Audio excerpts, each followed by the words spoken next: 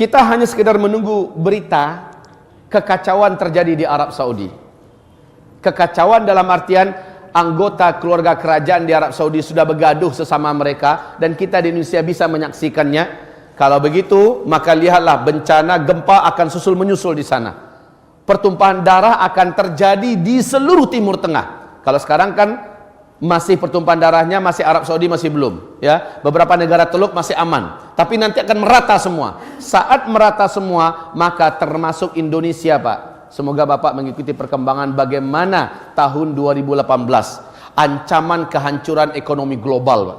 Dan itu akan menyebabkan di mana-mana terjadi krisis, chaos, keributan dan kekacauan, pembunuhan, perang dan di mana-mana, termasuk Jakarta.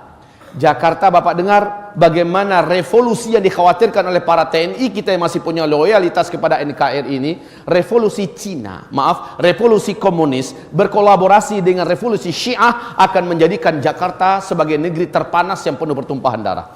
Apabila kita tidak bersiap-siap, umat tidak mau bersatu, maka kita akan disembelih seperti saudara kita disembelih di Syria, seperti saudara kita disembelih di Irak, saudara kita disembelih di Yaman. Ini pasti terjadi, kaum muslimin yang kami muliakan. Dan ini bukan sesuatu hal yang sangat tabu lagi.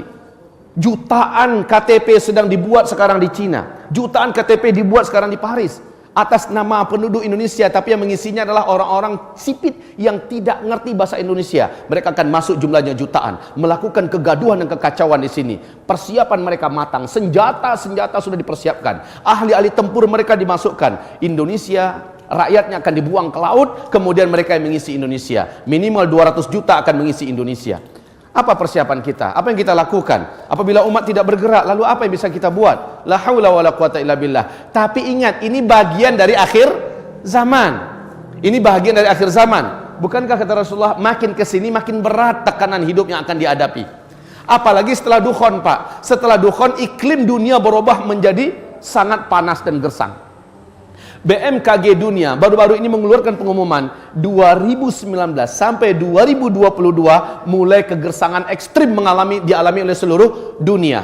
Padahal dalam hadis yang sahih kita dengar menjelang Dajjal keluar ada 3 tahun yang sangat berat. 1 tahun pertama menjelang Dajjal keluar, sepertiga air dari langit Allah tahan.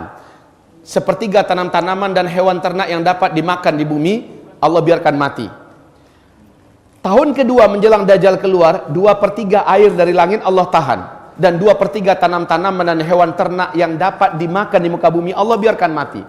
Tahun di mana Dajjal keluar, sama sekali air tidak turun dari langit.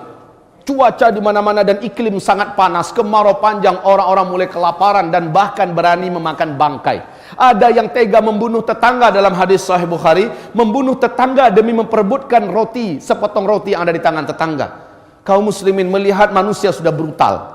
Bahkan ada yang tega memakan bangkai. Ada yang tidak sanggup lalu menanamkan pisau ke dalam perutnya. Ada yang pergi ke bukit lalu menerjunkan badannya. Keputusasaan hidup. Sampai-sampai kata Rasulullah, orang yang paling beriman sekalipun saat itu ketika lewat dekat kuburan akan berkata, alangkah indahnya, alangkah enaknya kalaulah saya di dalam tanah itu saat ini. Ini orang beriman loh, Pak. Saking beratnya, sahabat-sahabat bertanya, ya Rasulullah, apa yang bisa kami makan, kami minum saat itu? Kata Nabi, makan minum kalian saat itu adalah zikir. Orang yang berzikir meniatkan perutnya kenyang, Allah akan kenyangkan. Ini berkat iman dan amalnya sebelumnya. Tapi orang-orang fasik kaum muslimin akan mencoba mempertahankan hidupnya dengan cara apapun.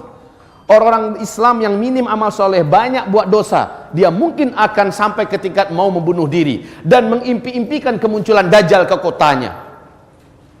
Dan Dajjal akan masuk ke seluruh kota di muka bumi akan masuk. Mayoritas penduduk manusia saat itu sujud menyembah Dajjal. Dan siapa yang beriman kepada Dajjal, saat Dajjal sudah meninggalkan kotanya, sampai dia mati dia akan tetap kafir kepada Allah Subhanahu wa taala.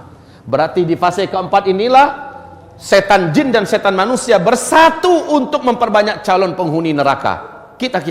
Kalau orang kafir sudah jelas masuk neraka semua. Tapi umat Nabi diperbanyak menjadi calon penghuni neraka itu di fase ini. Seluruh jin dan setan di muka bumi bersatu membantu Dajjal, membela Dajjal. Dan kita akan hidup di fase ini dalam waktu yang tidak lama lagi. Ya Allah, ya Rabb, kaum muslimin, lalu apa persiapan yang harus kita lakukan? Kan begitu pertanyaan berikutnya.